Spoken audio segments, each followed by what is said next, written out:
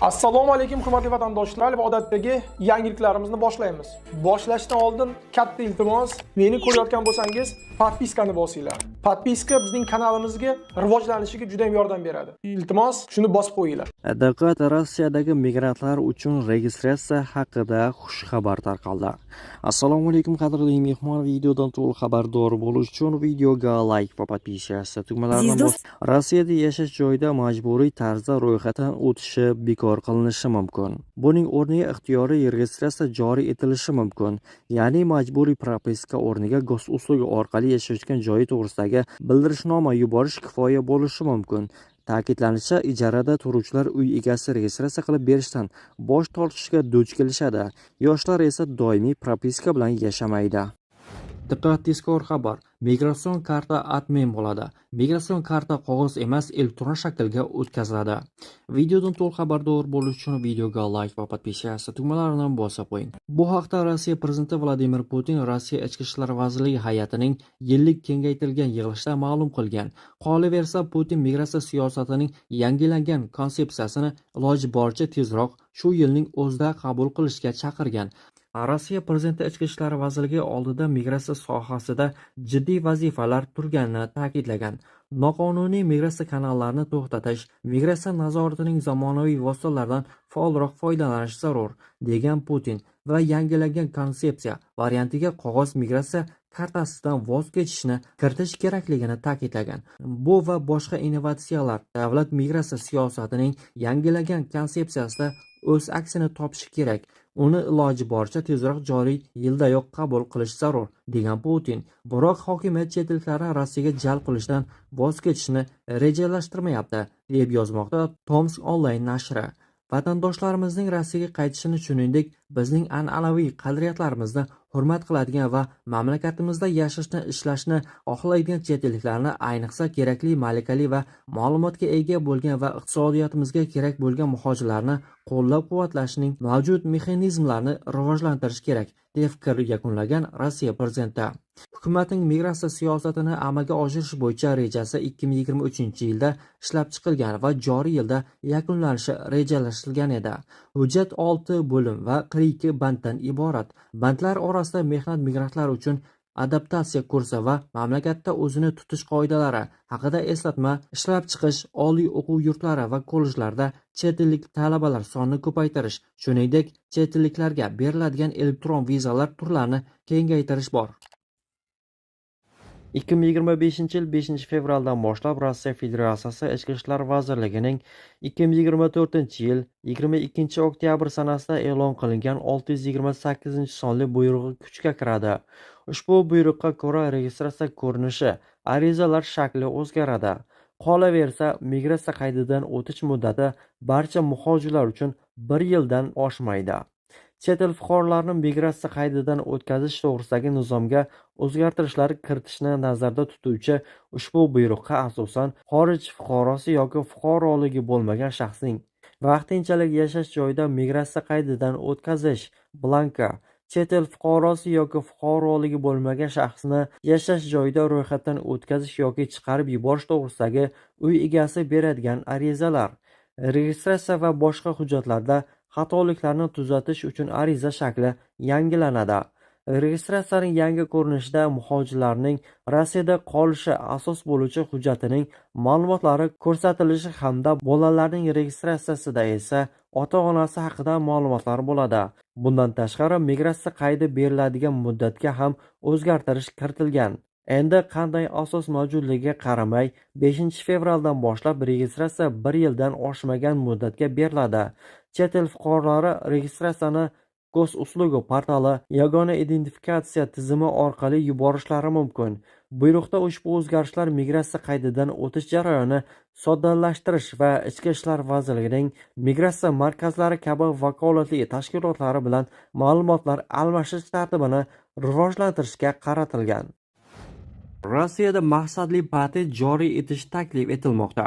Kecha qurilishda ishlaganlar bugun kuryer bo'lmasligi lozim. Qurilish sohasida ishlayotgan migrantlarga taksi haydovchisi yoki kuryer bo'lib ishlashga ruxsat berilmaydi.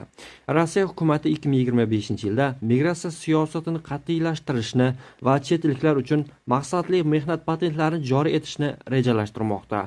Bu shuni anglatadiki, agar mehnat muhojirlar muayyan sohada ishlashga ruxsat olsa, u boshqa sohada ishlash imkoniyatiga ega bo'lmaydi.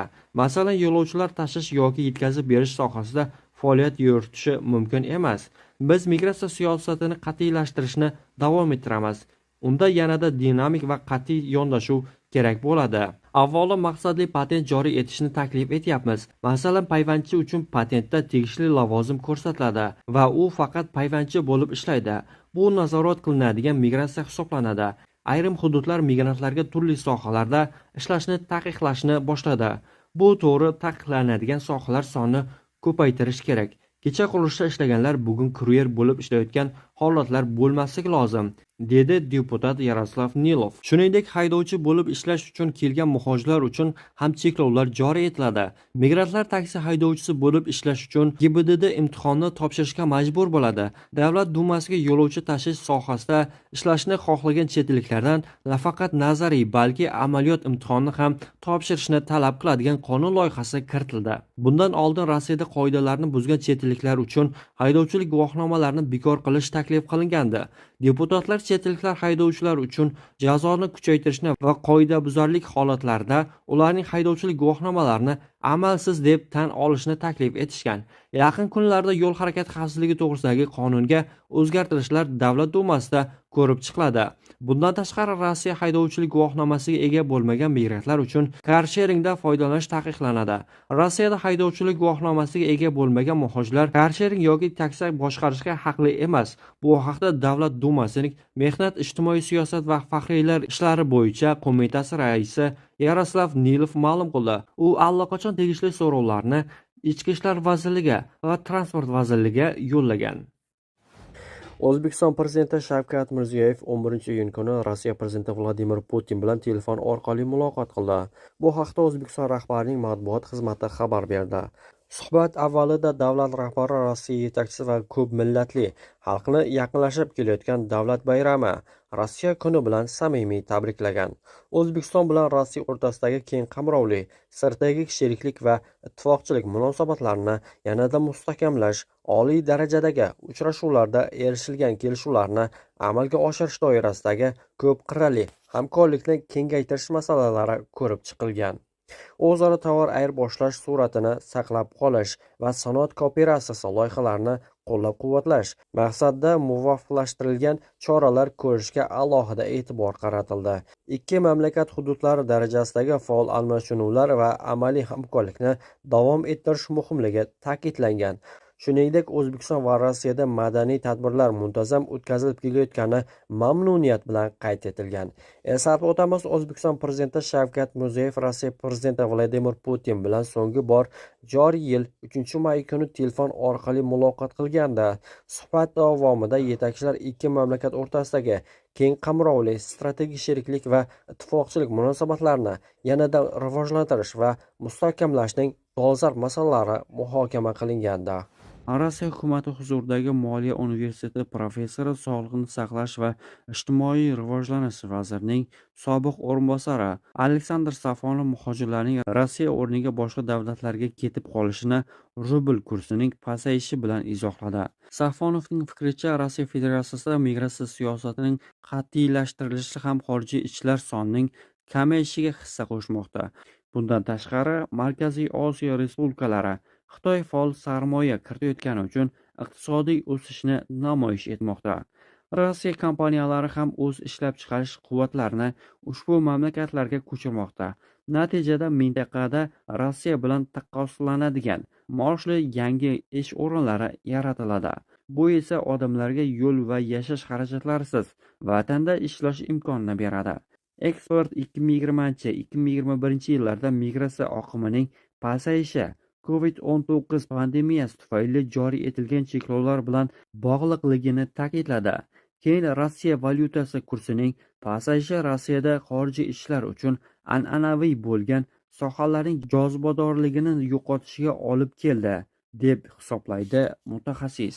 Avvalroq O'zbekiston Rossiyada bo'lib turgan mehnat muhojirlariga nisbatan kuch ishlatar tuzilmalar tomonidan qilinayotgan qo'pol inson huquqlariga zid harakatlar yuzasidan nota yuborib, huquq-tartibot organlarining faoliyatiga huquqiy baho berilishini so'raganda, Rossiya tomoni O'zbekistondan qabul qilingan notadagi ma'lumotlarni diqqat bilan ko'rib chiqmoqda va mamlakat rasmiylarining tegishli so'rovi vakolatli organlarga yetkazilmoqda. Olingan obyektiv ma'lumotlar belgilangan tartibda Toshkentga uzatiladi. Bu haqda Rossiya Tashqi ishlar vazirligi rasmiy vakili Mariya Zakharova ma'lum qildi. O'zbekiston elchixonasidan nota olinganligi munosabati bilan undagi ma'lumotlarni sinchkovlik bilan o'rganmoqdamiz. Huquqni muhofaza qilish va boshqa xizmatlar orqali bizda bevosita aloqa kanallari mavjudligini qayd etmoqchiman. Ittifoqchilar o'rtasida odat bo'lganidek suhbat ochiq va har qanday signal diqqat bilan ko'rib chiqiladi. O'zbekiston tomonining yuqoridagi qayd etilgan murojaati vakolatli organlarga yetkaziladi. Qabul qilingan obyektiv ma'lumotlar belgilangan tartibda sheriklarga uzatiladi, dedi Zakharova.